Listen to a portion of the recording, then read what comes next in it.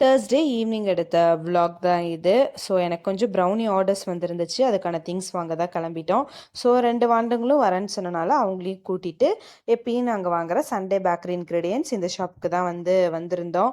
So ஒன்று பார்த்தீங்கன்னா teachers day, அதாவது மலேசியாவில் மே 16 ஃப்ரைடே இன்னைக்கு டீச்சர்ஸ் டே.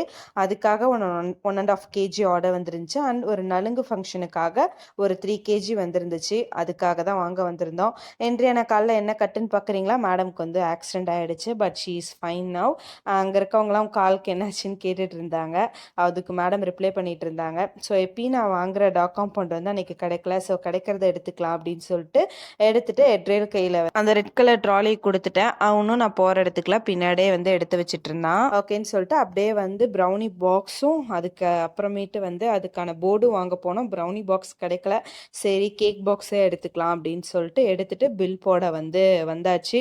பில் போடுற வர இடத்துல தம்பிங்கியும் பாப்பாவும் சாக்லேட் கேட்டாங்க.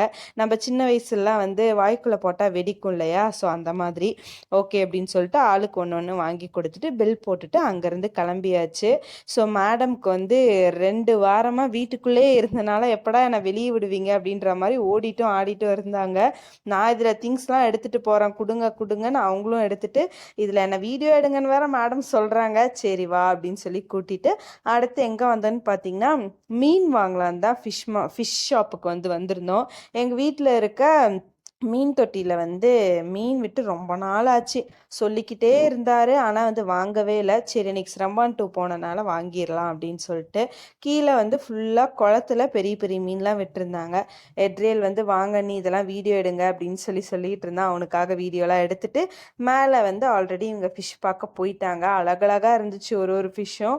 ஆல்ரெடி நான் இங்கே தான் வாங்கியிருந்தேன் இதுக்கு முன்னாடியும். பட் நான் வாங்கிட்டு வந்த நேரமோ என்னமோ வாங்கிட்டு 2-3 நாளே மீன்லாம் செத்து போச்சு.